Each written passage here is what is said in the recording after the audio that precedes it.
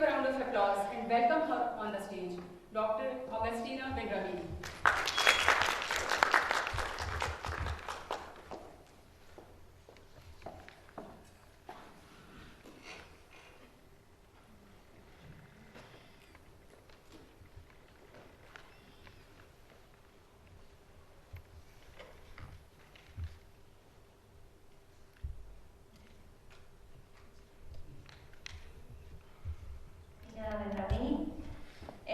I'm from Argentina. It's a South American country.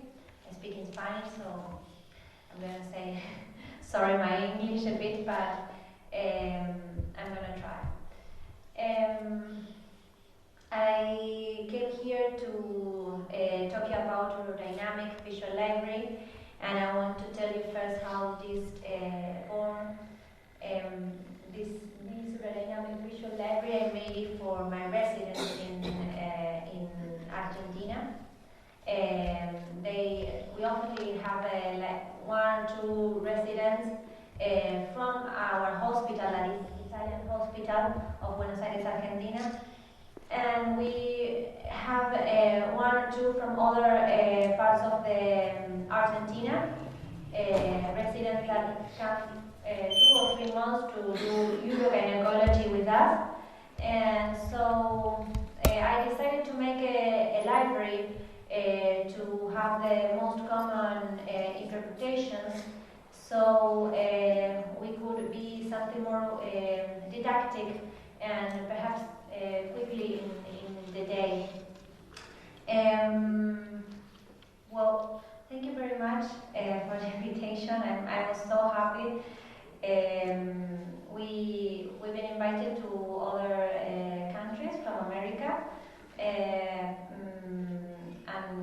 well, we always go to Ayuda, but we never been, I think, so so large distance. So thank you very much, and I'm very happy. Well, I'm going to. I made a presentation, and then I'm going to show you the visual library. That is a video of 10 minutes, but I want you to know that this is a bit longer. It's a very big library where everybody, it's a cloud that everybody can put when they see or they are doing a urodynamic test. If they see something nice to show, they can put it, so everybody in the hospital and indeed in other hospitals can watch that too. So it's something quite interesting. And then we have other libraries too. We have cystoscopies, surgeries.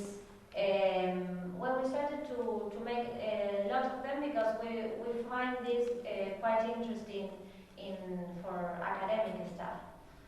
And it's interesting too to other.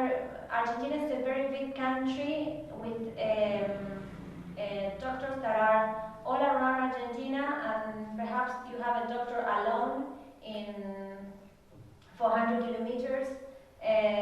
So what we want is to give a tool, you know, something to quickly, easy to understand, so they can interpret the urodynamics when they read it, and I think it's useful. We believe that. Well, so as introduction, what everybody knows is that it's a test that are designated to evaluate the function of the lower urinary tract.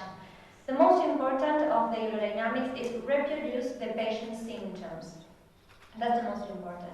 If a patient comes from a stress incontinence, then the urodynamic is very sensitive for a stress urinary incontinence, so you have to find it. If you make her cough and she doesn't leak urine, then she has to stand up and jump, or if she says, I leak urine when I'm jumping 100 times, then she, okay, get up and jump 100 times. Sometimes I put music because some of them say, no, it's when I go to the gym and I start to, well, okay, let's put music. And so you have to reproduce the symptom, you have to, it takes time, it takes effort, but if it's a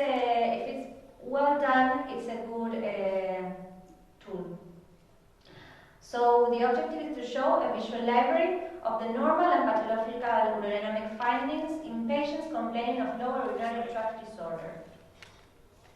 And we retrospectively reviewed our urodynamics from 2015 to 2017, and we documented. We used a multi-channel urodynamic to record the graphics of pressure and volumes, and we included, we always done an urofluometry before the urodynamic test with the post-void residual volume. This is not in the library, but we do it too because it gives a lot of information before starting a urodynamic test. So I'm going to show you some examples of bladder sensation, bladder capacity, bladder compliance, the true activity, and rectal function. All this is in the feeling cystometry.